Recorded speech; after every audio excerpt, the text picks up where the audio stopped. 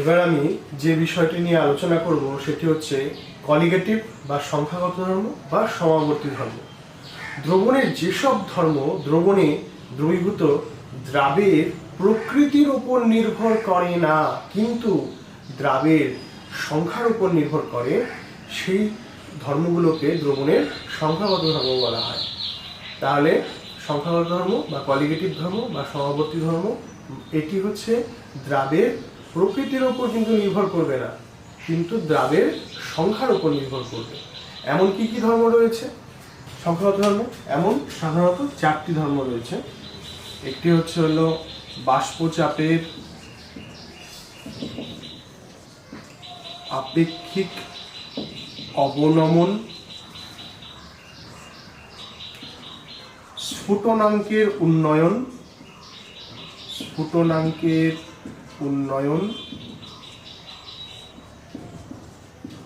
হিমাঙ্কের অবনমন, আর হচ্ছে অভিস্রবণ চাপ। আচ্ছা, এখানে একটা কথা বলে রাখি তোমাদেরকে, আমি কিন্তু বাষ্পচাপের কথা বলিনি, বাষ্পচাপের আপেক্ষিক অবনমনের কথা বলা হয়েছে, অবনমন মানে হ্রাস পেয়ে যাওয়া, কমে যাওয়া। স্ফুটনাঙ্কের কথা বলিনি, কিন্তু স্ফুটনাঙ্কের উন্নয়ন মানে স্ফুটনাঙ্ক বৃদ্ধি পাওয়া, ইনক্রিজ হওয়া। হিমাঙ্কের কথাও বলিনি, কি বলেছি? হিমাঙ্কের অবনমন মানে হিমাঙ্ক হ্রাস পেয়ে যাওয়া, কমে যাওয়া। আর অভিস্রবণ চাপ। তো এই ব্যাপারটা আমি একটা উদাহরণ দিয়ে তোমাদেরকে বোঝাই ব্যাপারটা। যেমন মনে করো আমি কিছু দ্রবণ নিচ্ছি, 0.1 মোলার KCl নিচ্ছি, 0.1 মোলার বেরিয়াম ক্লোরাইড নিচ্ছি, 0.1 মোলার গ্লুকোজ নিচ্ছি, বা ইউরিয়াও নিতে পারি, গ্লুকোজ বা ইউরিয়া। তো দেখো, একটু খেয়াল করে দেখো, এখানে সবগুলোরই কিন্তু গাঢ়ত্ব একই রয়েছে, কিন্তু দেখো দ্রাব, তার মানে এগুলো সবগুলো জলীয় দ্রবণ নিচ্ছে, জলীয় দ্রবণ। তো দেখো এখানে তোমার গাঢ়ত্ব কিন্তু সবগুলোর একই রয়েছে, কিন্তু দেখো এখানে যে দ্রাবটা মানে জলের মধ্যে যে দ্রাবটা মেশাচ্ছি সেটা আলাদা। এখানে KCl, এখানে বেরিয়াম ক্লোরাইড, আর এখানে গ্লুকোজ। আচ্ছা, এবার দেখো খেয়াল করো এবার এখানে একটা ব্যাপার কিন্তু বুঝতে হবে আমাদের, সংখ্যাগত ধর্ম বা কলিগেটিভ ধর্ম কিন্তু এই দ্রাবের প্রকৃতির উপর নির্ভর করে না। মানে এটা KCl হোক, বেরিয়াম ক্লোরাইডই হোক, আর গ্লুকোজ, ধরো এখানে আমি আরেকটা নিচ্ছিলাম, আমি ধরো 0.1 মোলার NaCl। তো দেখো এখানে কিন্তু দ্রাবের প্রকৃতির উপর নির্ভর করবে না। তাহলে দেখো আমি এখানে দেখো একটু খেয়াল করো, যেমন দেখো NaCl আয়নিত হলে পরে Na+ আর Cl- তৈরি করে। এটা একটা উদাহরণের জন্য আমি বোঝাচ্ছি, Na+ আর Cl- তৈরি করে। KCl আয়নিত হলে পরে K+ আর Cl- তৈরি করে। এখানে দেখো এই দুটো ক্ষেত্রেই অণুর সংখ্যা হচ্ছে হলো, মানে দুটো আয়ন কণার সংখ্যা হচ্ছে হলো, কণার সংখ্যা হচ্ছে হলো 2। খেয়াল করো, বেরিয়াম ক্লোরাইড আয়নিত হলে পরে বেরিয়াম 2+ আর দুটো ক্লোরিন মাইনাস, তার মানে এখানে কণার সংখ্যা কত? কণার সংখ্যা হচ্ছে এখানে 3। আর গ্লুকোজ তো আয়নিত হয় না, তাহলে গ্লুকোজের ক্ষেত্রে কণার সংখ্যা হবে হচ্ছে হলো 1। গ্লুকোজের ক্ষেত্রে গ্লুকোজ যেহেতু আয়নিত হয় না, বা ইউরিয়া নিলে পরে ইউরিয়া যেহেতু আয়নিত হয় না, তাহলে এদের ক্ষেত্রে কণার সংখ্যা হবে 1। দেখো একটু খেয়াল করো যে NaCl এবং KCl এদের দ্রবণে কিন্তু কণার সংখ্যা কিন্তু দুজনের ক্ষেত্রে একই রয়েছে, অর্থাৎ 2। NaCl এর জলীয় দ্রবণেও কণার সংখ্যা 2, KCl এর জলীয় দ্রবণেও কণার সংখ্যা 2। যেহেতু এদের মধ্যে কণার সংখ্যা একই আছে তাই আচ্ছা, এবার খেয়াল করো, বেরিয়াম ক্লোরাইডের ক্ষেত্রে কণার সংখ্যা 3 আর গ্লুকোজে 1। তো দেখো আমি প্রথমেই শুরুতে বলেছিলাম কলিগেটিভ বা সংখ্যাগত বা সমাবর্তী ধর্ম এটা হচ্ছে হলো কণা বা দ্রাবের প্রকৃতির উপর নির্ভর করে না, কিন্তু সংখ্যার উপর নির্ভর করে। আর যদি সংখ্যার উপর নির্ভর করে তার মানে আমরা কি বুঝলাম, এখানে সবথেকে বেশি সংখ্যা হচ্ছে হলো বেরিয়াম ক্লোরাইড। বেরিয়াম ক্লোরাইডের সংখ্যা, কণার সংখ্যা হচ্ছে 3, অর্থাৎ বেরিয়াম ক্লোরাইডের ক্ষেত্রে বাষ্পচাপের আপেক্ষিক অবনমন সবথেকে বেশি হবে। বেরিয়াম ক্লোরাইডের ক্ষেত্রে। তো এই ব্যাপারটি আমরা একটি উদাহরণের সাহায্যে বুঝি। তো দেখো, তুমি জল নিয়েছো, জলের মধ্যে NaCl মেশাচ্ছ, জলের মধ্যে KCl মেশাচ্ছ, জলের মধ্যে বেরিয়াম ক্লোরাইড মেশাচ্ছ, আর জলের মধ্যে গ্লুকোজ মেশাচ্ছ। তো জলের যে বাষ্পচাপ সেটা NaCl মেশালে পরে জলের বাষ্পচাপ কমে যাবে, মানে লবণযুক্ত জলের বাষ্পচাপ তখন কমে যাবে জলের থেকে। KCl মেশালেও একই ঘটনা হবে, বেরিয়াম ক্লোরাইড মেশালেও একই হবে, গ্লুকোজ মেশালেও একই হবে। মানে আমরা তো এটা জানি যে বিশুদ্ধ দ্রাবকের বাষ্পচাপ বেশি হয়, আর তার মধ্যে কোনো কিছু মেশালেই তৈরি হয় দ্রবণ, দ্রবণের বাষ্পচাপ কম হয়।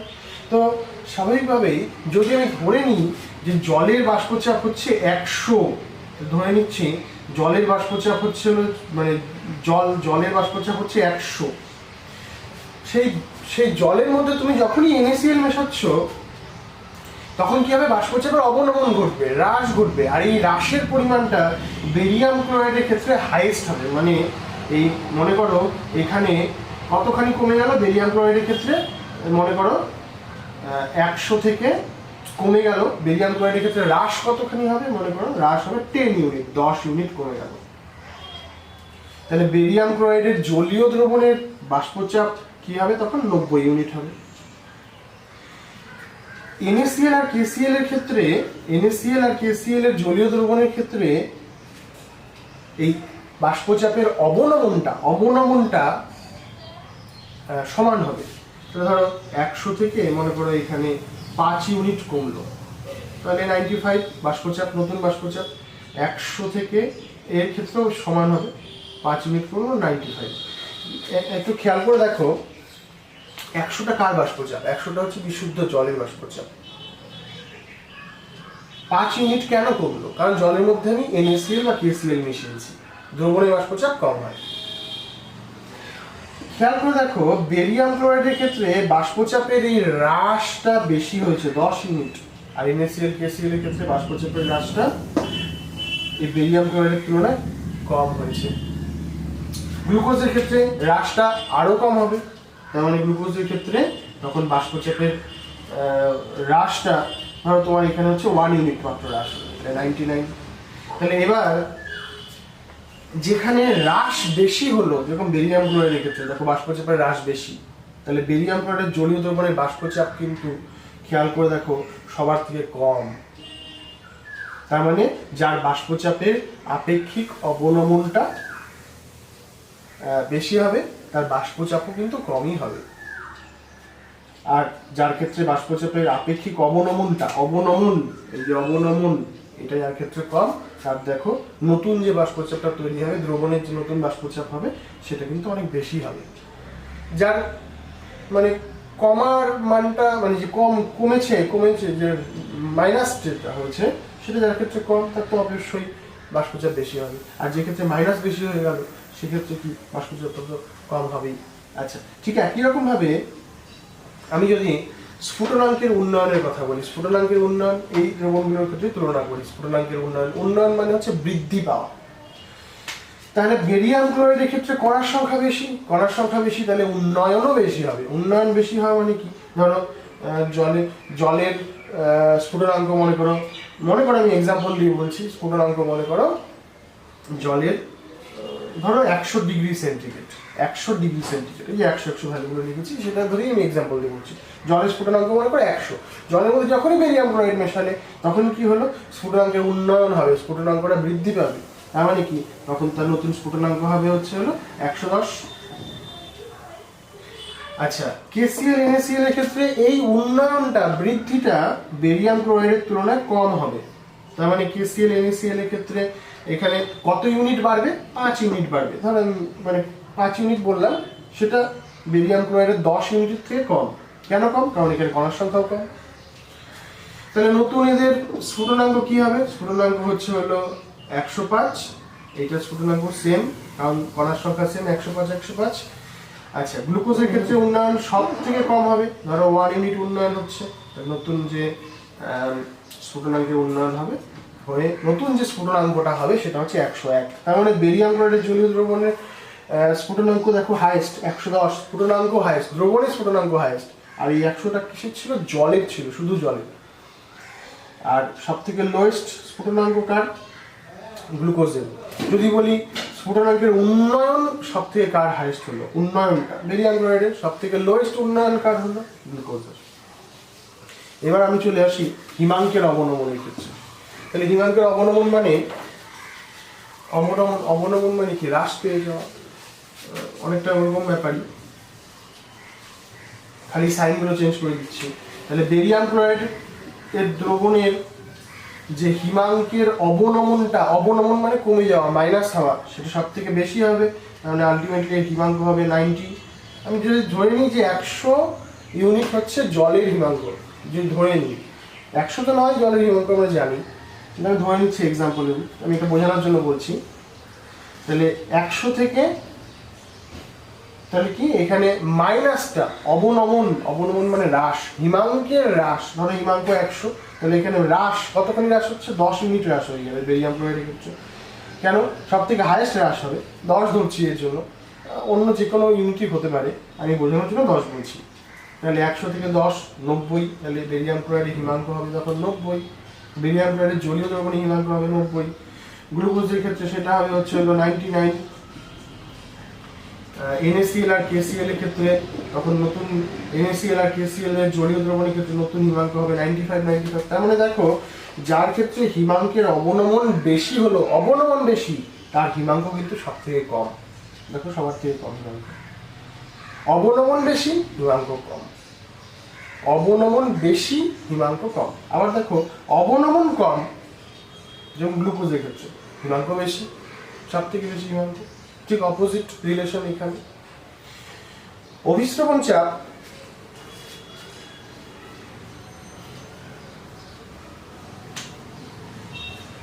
এবার আমরা অভিস্রবণ চাপের তুলনাতে আসি। সরাসরি কণার সংখ্যা বাড়লে অভিস্রবণ চাপ বাড়ে। তার মানে এখানে দুজনের ক্ষেত্রে কণার সংখ্যা 2 করে আছে, মানে একই কণার সংখ্যা। তাহলে এক্ষেত্রেও যে অভিস্রবণ চাপ বাড়বে, সেম ইউনিট, 5 ইউনিট বাড়লো, এখানেও 5 ইউনিট বাড়লো, এখানে বেশি বাড়বে 10 ইউনিট বাড়লো, এখানে কম বাড়বে 1 ইউনিট। কেন? এটা মাত্র একটা কণা উৎপন্ন করেছি। আচ্ছা, এইটা কিন্তু ভেবো না যে এখানে একটা কণা উৎপন্ন করেছে বলে আমি 1 ইউনিট লিখেছি, তা কিন্তু নয়। এটা বুঝতে হবে, আমি এটা এক্সাম্পলের জন্য বললাম যে এক্ষেত্রে অভিস্রবণ চাপ বাড়লো 10, এক্ষেত্রে 5, আর এক্ষেত্রে 1। এটা বোঝানোর জন্য আমি বললাম। এখানে 1 নয় 2 হতে পারে, কিন্তু যাই হোক, কিন্তু এই ভ্যালুগুলো থেকে সব থেকে কম হবে এটা।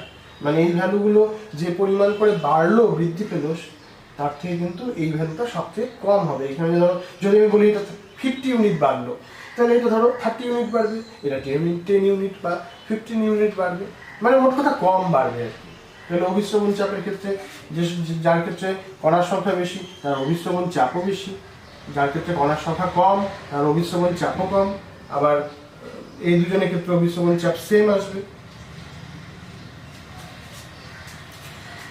এবার লঘু দ্রবণের সংখ্যাগত ধর্ম সংক্রান্ত সূত্রাবলী মেনে চলার কি কি শর্ত, মানে কখন একটা লঘু দ্রবণ সংখ্যাগত ধর্ম প্রদর্শন করবে। এই ধর্মগুলি প্রদর্শন করার জন্য, এই ধর্মগুলি বলতে এই যে বাষ্পচাপের আপেক্ষিক অবনমন, স্ফুটনাঙ্কের উন্নয়ন, হিমাঙ্কের অবনমন এবং অভিস্রবণ চাপ, এইগুলো প্রদর্শন করার জন্য কতগুলো শর্ত মেনে চলতে হবে। যেরকম দ্রবণটিকে লঘু হতে হবে, প্রথম কন্ডিশন লঘু হতে হবে। আবার দ্বিতীয় কন্ডিশন কি? তড়িৎ অবিশ্লেষ্য হতে হবে। তৃতীয়, তড়িৎ অবিশ্লেষ্য হতে হবে, অসংযোজিত হতে হবে। তাহলে প্রথম বললাম লঘু, দ্বিতীয় বললাম তড়িৎ অবিশ্লেষ্য, তৃতীয় হচ্ছে অসংযোজিত।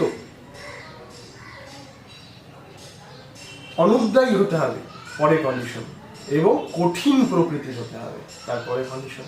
তো তোমাকে যদি শর্তাবলীগুলো বলে, তাহলে যদি যতগুলো শর্ত বলবে সেগুলো পয়েন্ট ওয়াইজ লিখে দেবে। 1 নম্বর হচ্ছে দ্রবণটিকে লঘু হতে হবে, আর দ্রাবটিকে তড়িৎ অবিশ্লেষ্য হতে হবে। দ্রাবটিকে তড়িৎ অবিশ্লেষ্য হতে হবে, দ্রাবটিকে অসংযোজিত হতে হবে, দ্রাবটিকে অনুদ্বায়ী হতে হবে, দ্রাবটিকে কঠিন প্রকৃতির হতে হবে। তড়িৎ অবিশ্লেষ্য মানে তো বুঝতেই পারছো। আচ্ছা, মানে তড়িৎ বিশ্লেষণ হবে না দ্রাবের। আচ্ছা, অসংযোজিত মানে দ্রাবের কণাগুলো নিজেদের মধ্যে সংযোজন হয়ে ডাইমার তৈরি করবে না বা পলিমার তৈরি করবে না। তারপরে অনুদ্বায়ী মানে উদ্বায়ী হবে না, কঠিন, বুঝলেই। আচ্ছা, এবার তোমাদের মনে একটু কনফিউশন হবে, এই যে আমি বললাম যদি তড়িৎ অবিশ্লেষ্যই যদি হতে হয় তবেই সংখ্যাগত ধর্ম যদি মেনে চলে, তাহলে আমি ওখানে NaCl KCl এগুলো উদাহরণ দিলাম কেন? আসলে এই কলিগেটিভ ধর্ম বা সংখ্যাগত ধর্ম প্রদর্শনকারী তরলগুলো কতগুলো সূত্র মেনে চলে। এবার ওই সূত্রগুলোকে যদি সঠিকভাবে মানতে হয় তখন তাকে তড়িৎ অবিশ্লেষ্য হতে হবে। আর যদি তড়িৎ বিশ্লেষ্য হয় তাহলে সূত্রগুলোকে সঠিকভাবে মানবে না, কিন্তু বাষ্পচাপের অবনমন কিন্তু ঘটবেই, স্ফুটনাঙ্কের উন্নয়ন কিন্তু হবেই, হিমাঙ্কের অবনমনও হবে, আর অভিস্রবণ চাপও বৃদ্ধি পাবে, কিন্তু যেরকম সূত্র মেনে মেনে করার কথা সেরকম করবে না। তার মানে সূত্র মেনে মেনে এইগুলো হওয়ার শর্তটাই হলো তড়িৎ অবিশ্লেষ্য, তড়িৎ অসংযোজিত, অনুদ্বায়ী এবং কঠিন। এগুলো শর্ত কার? এগুলো শর্ত দ্রাবের। আর দ্রবণের শর্তটা কি? দ্রবণের শর্তটা হচ্ছে দ্রবণটাকে লঘু হতে হবে। এবার দ্রবণের বাষ্পচাপের আপেক্ষিক অবনমন সংক্রান্ত রাউল্টের সূত্র। তাহলে সূত্রটা আমি বলছি, কোনো অনুদ্বায়ী তড়িৎ অবিশ্লেষ্য অসংযোজিত কঠিন দ্রাবের লঘু দ্রবণের, তাহলে দ্রাবের শর্ত কি বললাম? কোনো অনুদ্বায়ী তড়িৎ অবিশ্লেষ্য অসংযোজিত কঠিন দ্রাবের লঘু দ্রবণের বাষ্পচাপের আপেক্ষিক অবনমনের মান, বাষ্পচাপের আপেক্ষিক অবনমনের মান দ্রবণে উপস্থিত দ্রাবের মোল ভগ্নাংশের সমান। তার মানে সোজা কথা, বাষ্পচাপের আপেক্ষিক অবনমনের মান কি? দ্রবণে যে দ্রাবটা রয়েছে তার মোল ভগ্নাংশের সমান। আচ্ছা, এবার দেখো, এটা আমি গাণিতিক রূপ লিখছি। যদি বিশুদ্ধ দ্রাবকের বাষ্পচাপ সমান P0, আচ্ছা, দ্রাবক নিলে শুধু যদি দ্রাবকই থাকে, অন্য কেউ না থাকে, তাহলে তো বিশুদ্ধই হবে। তো তবু বললাম বিশুদ্ধ দ্রাবকের বাষ্পচাপ P0। আর তার মধ্যে মনে করো তুমি কোনো কিছু মেশালে, একটা দ্রাব মেশালে, দ্রাবটা কি হতে হবে? তড়িৎ অবিশ্লেষ্য হতে হবে, অসংযোজিত হতে হবে, অনুদ্বায়ী হতে হবে এবং কঠিন হতে হবে। এবং কতখানি মেশাতে হবে? খুব সামান্য মেশাতে হবে, যাতে দ্রবণটা লঘু হয়। তাহলে যদি ধরি ওই যে দ্রবণটা তৈরি হলো, সেই দ্রবণের বাষ্পচাপ সমান P, তাহলে বাষ্পচাপের অবনমনটা কি হলো? অবনমন মানে হ্রাস, P0 - P। আপেক্ষিক অবনমন কি হবে? আপেক্ষিক মানে কারো সাপেক্ষে। কার সাপেক্ষে? P0 সাপেক্ষে। তাহলে এটা হলো বাষ্পচাপের আপেক্ষিক অবনমন। এবার রাউল্টের সূত্র কি বললো? বাষ্পচাপের আপেক্ষিক অবনমনের মান দ্রবণে উপস্থিত দ্রাবের মোল ভগ্নাংশের সমান। তাহলে দ্রাবের মোল ভগ্নাংশ, তাহলে x2। তাহলে x2টা কি? x2টা হলো দ্রাবের মোল ভগ্নাংশ। একটু খেয়াল করে দেখো, এরকম একটা রূপ কিন্তু আমরা এর আগের ভিডিওতেই পেয়েছিলাম। সেটা ছিল রাউল্টের সূত্র, বাষ্পচাপ সংক্রান্ত রাউল্টের সূত্র। আচ্ছা, এবার একটু খেয়াল করে দেখো, এখানে রয়েছে মোল ভগ্নাংশ। তো মোল ভগ্নাংশ মানে হচ্ছে মোল সংখ্যার অনুপাত। মোল সংখ্যা মানে একটা সংখ্যা, নাম্বার। তার মানে কি? এটা দ্রাবের প্রকৃতির উপর নির্ভর করে না, দ্রাবকের প্রকৃতির উপরও নির্ভর করে না। কি? শুধুমাত্র দ্রাবের মানে কতগুলো দ্রাব আছে, মোল সংখ্যা মানে সংখ্যায় কতগুলো আছে, শুধুমাত্র তার উপর নির্ভর করে। এবার আমরা দেখব বাষ্পচাপের আপেক্ষিক অবনমন কি উষ্ণতার উপর নির্ভরশীল? উষ্ণতার উপর কি নির্ভরশীল? দেখো, বাষ্পচাপের আপেক্ষিক অবনমনের মান এই যে অবনমন ভাগ P0, তার মানে হয়ে গেল আপেক্ষিক অবনমন। অবনমন মানে হ্রাস। এই দেখো, দ্রাবক, এটা হচ্ছে দ্রাবকের বাষ্পচাপ। আর আমরা জানি দ্রাবকের বাষ্পচাপের থেকে দ্রবণের বাষ্পচাপ কম হয়। তাহলে দ্রাবক মাইনাস দ্রবণ, বেশি মাইনাস কম, তাহলে কি? অবনমন হ্রাস। কি? কার সাপেক্ষে? P0 সাপেক্ষে। তার জন্য বলা হচ্ছে আপেক্ষিক অবনমন। সেটা কি? মোল ভগ্নাংশের সমান।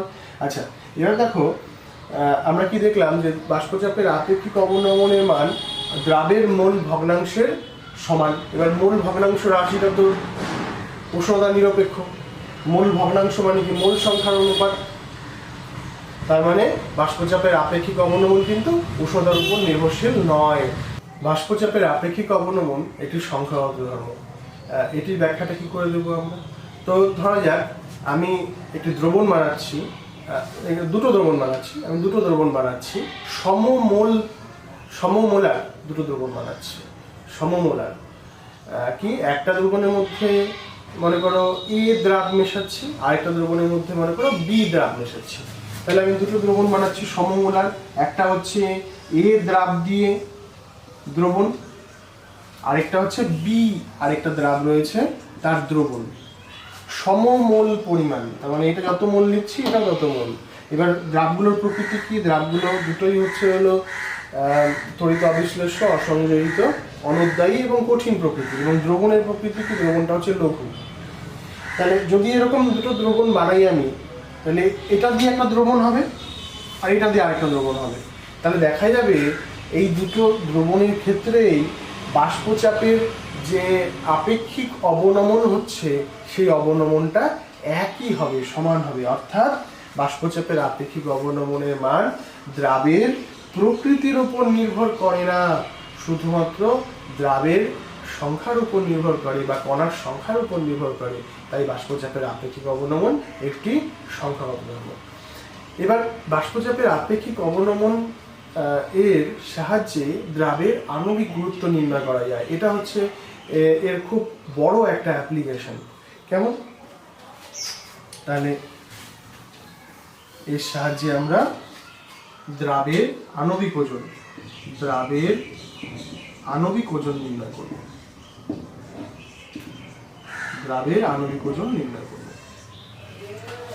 আচ্ছা, এবার এটা আমরা দুভাবে করতে পারি। একটা হচ্ছে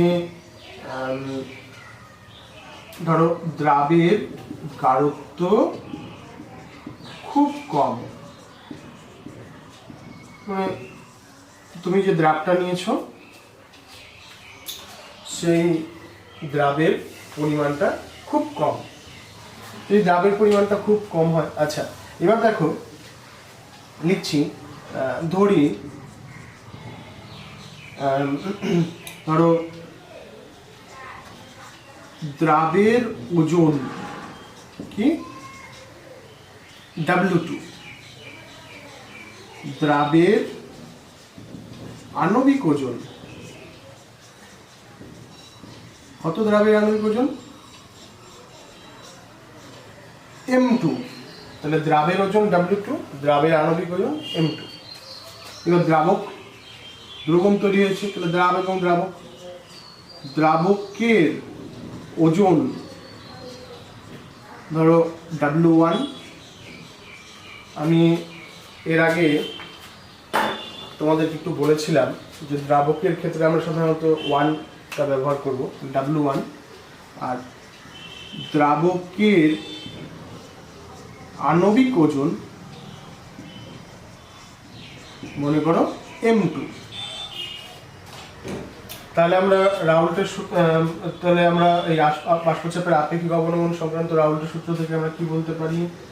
P0 - P/P0 =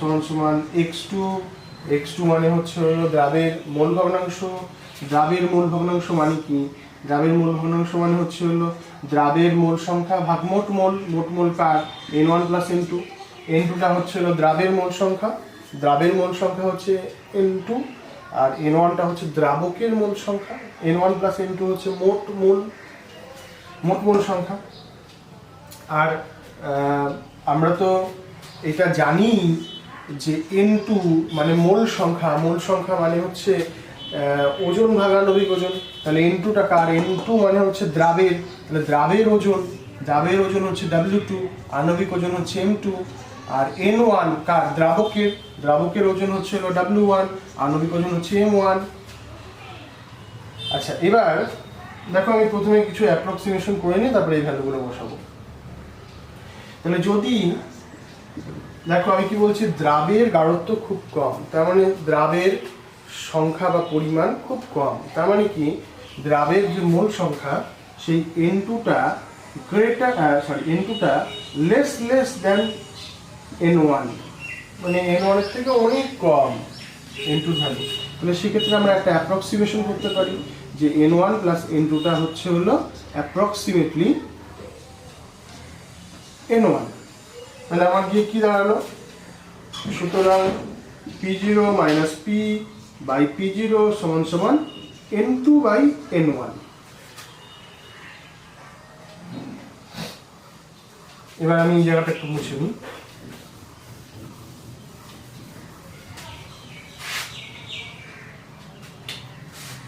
তাহলে p0 minus p by p0 সমান সমান n2 বাই n1। n2 এর জায়গায় কি বসাবো আমি, n2 এর জায়গায় w2 বাই m2 বসাবো। w2 বাই m2 বাই আছে কি নিচে আছে n1, n1 কত w1 বাই m1, এটা যেহেতু নিচে আছে তাহলে এটা উল্টে যাবে, তাহলে গুণন হয়ে যাবে উপরে m1 নিচে w1, m1 বাই w1। আচ্ছা আমরা কি করতে চাই, আমরা দ্রাবের আণবিক ওজন বার করতে চাই, মানে m2টা গণনা করতে চাই। তাহলে m2টাকে আমি বাঁ পাশে নিয়ে আসবো, বা এটা হয়ে যাবে উল্টো পাশে গেলে m2 সমান সমান এটা হয়ে যাবে উল্টো, তাহলে p0টা চলে যাবে উপরে, নিচে p0 মাইনাস p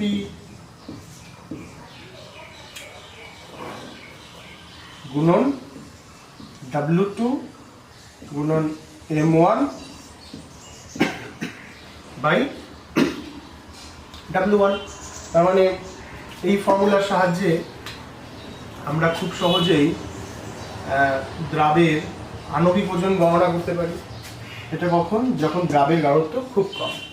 এবার ধরি দ্রাবের গাঢ়ত্ব বেশি। আচ্ছা দ্রাবের গাঢ়ত্ব অতটা বেশি নয়, তুলনামূলকভাবে বেশি, দ্রবণটাকে লঘুই হতে হবে কিন্তু আগের তুলনায় বেশি। তো সেক্ষেত্রে আমরা কি করব, ওই যে অ্যাপ্রক্সিমেশনটা করেছিলাম n2 লেস দেন n1, সেই অ্যাপ্রক্সিমেশনটা আমরা করবো না, এরকম সরাসরি এটাকে সমীকরণটাকে সহজ বা সরল করার চেষ্টা করব আমরা। তো সেক্ষেত্রে দেখো আগের মতনই ধরে নিই, দ্রাবের ভর হচ্ছে w2, দ্রাবের আণবিক ওজন হচ্ছে m2, দ্রাবের মোল সংখ্যা n2 সমান সমান w2 বাই m2। বা দ্রাবকের ক্ষেত্রে কি বলবো, দ্রাবকের ভর w1, দ্রাবকের আণবিক ওজন হচ্ছে m1, তাহলে দ্রাবকের মোল সংখ্যা হচ্ছে w1 বাই m1। আচ্ছা আর আমরা রাউল্টের সূত্র তো জানি, p0 minus p by p0 সমান সমান x2 সমান সমান n2 by n1 plus n2। এবার এই সমীকরণটাকে আমার সুবিধার্থে একটু উল্টে দিই, p0 by p0 minus p সমান সমান n1 plus n2 by n2, বা তাহলে দেখো একটু p0 বাই, আচ্ছা এখানে করে দিই সমান সমান n1 বাই n2 ভাগ করে দিচ্ছি প্লাস 1। এবার আমি কি করব, এই 1টাকে এই পাশে নিয়ে আসবো, তাহলে p0 by p0 minus p minus 1 সমান সমান n1 বাই n2। আচ্ছা এবার এই n1 বাই n2টাকে এই পাশে নিয়ে আসি, আর এটার যে লসাগু হবে এটা ওই পাশে লিখবো, তাহলে n1 বাই n2 সমান সমান এই পাশে লসাগু করে দিচ্ছি, ওটা ওই পাশে নিয়ে যাব। তো p0 মাইনাস p, লসাগু p0 মাইনাস p, আবার এখানে হবে p0 minus p0 minus p0 minus minus হয়ে যাবে প্লাস p, তাহলে p0 কাটা গেল, তার মানে কি p by p0 minus p। আচ্ছা এবার দেখো n1 বাই n1 মানে কি w1 বাই m1, আবার ভাগ n2 আছে, ভাগ n2 মানে কি গুণ করে তখন উল্টো হয়ে যাবে, n2টা উল্টো হয়ে যাবে, n2 হচ্ছে w2 বাই m2, যেটা নিচে আছে তাহলে এটা উল্টো হয়ে যাবে, m2 বাই w2 সমান সমান p by p0 minus p। এবার আমি তো বের করতে চাই হচ্ছে m2 মানে দ্রাবের আণবিক ওজন, তাহলে m2 সমান সমান কি হবে p0 by p0 minus p। দেখো এখানে একটা জিনিস গন্ডগোল হলো, p0 তো কাটাই গেল, তাহলে p শুধু p হবে, শুধু p। দেখো এখানে p by p0 minus p by p0 minus p শুধু p হবে। দেখো এই যে p0 কাটা গেছে, তাহলে p লিখতে ভুল করেছিলাম, p তাহলে p0 মাইনাস p গুণন তাহলে এইগুলো চলে যাবে উপরে W2 গুণন M1 বাই W1, এটা হয়ে যাবে। আচ্ছা, এখানে একটা কথা তোমাদের আমি বলে রাখি যে এই সমীকরণগুলো মানে এই যে M2 বার করার যে সমীকরণগুলো, এই সমীকরণগুলো আমাদের মনে রাখার দরকার নেই। কিন্তু আমরা যদি শুধু এইটুক মনে রাখি তাহলে অঙ্ক করার আগে কিন্তু আমরা রাফে এইটা বের করে নিয়ে তারপরে ভ্যালুটা বসাতে পারি। তাহলে আমার ক্ষেত্রে আমার কিন্তু এত কিছু মনে রাখার দরকার নেই। কিন্তু যদি প্রমাণ করতে দেয়, প্রমাণ করতে বলে, তোমার যদি জানতে চাই যে কী করে গাঢ়ত্ব দ্রাবের আণবিক ওজন কী করে বার করবে, তো তখন সেক্ষেত্রে আমাকে কিন্তু এটা করে দেখাতে হবে সম্পূর্ণটা। আচ্ছা, এবার একটু খেয়াল করো, এখানে যেটা খেয়াল করার বিষয়, দ্রাবের গাঢ়ত্ব বেশি হলে আমার সমীকরণটা দেখতে হচ্ছে এরকম, আর দ্রাবের গাঢ়ত্ব কম হলে পরে মানে ঠিক আগের যে সমীকরণটা বের করেছিলাম সেটা দেখতে ছিল হচ্ছে এরকম, M2 সমান P0 by P0 minus P W2 গুণন M1 বাই W1। আচ্ছা, ফারাকটা নিশ্চয়ই বুঝতে পারছো যে যখন দ্রাবের গাঢ়ত্ব কম তখন হচ্ছে এইখানে P0 হবে, আর দ্রাবের গাঢ়ত্ব বেশি হলেই এখানে ওটা হয়ে যাবে P। বাকি সমস্ত কিছু দেখো হুবহু সেম, একই আছে, কোনো কিছু চেঞ্জ হয়নি। এবার প্রশ্ন হচ্ছে ধর গাণিতিক সমস্যাগুলোর সমাধান করব, তখন আমরা কোন সমীকরণটিকে ব্যবহার করব, এটিকে না এটিকে? এক্ষেত্রে আমি বলে রাখি যে আমরা দুটো সমীকরণই ব্যবহার করতে পারি, দুটোর মধ্যে যে কোনোটা নিয়ে তুমি ব্যবহার করো, যে কোনো সমীকরণ ব্যবহার করো, এটাও ব্যবহার করতে পারো, এটাও ব্যবহার করতে পারো, দুটো ক্ষেত্রেই কিন্তু তোমার সঠিক।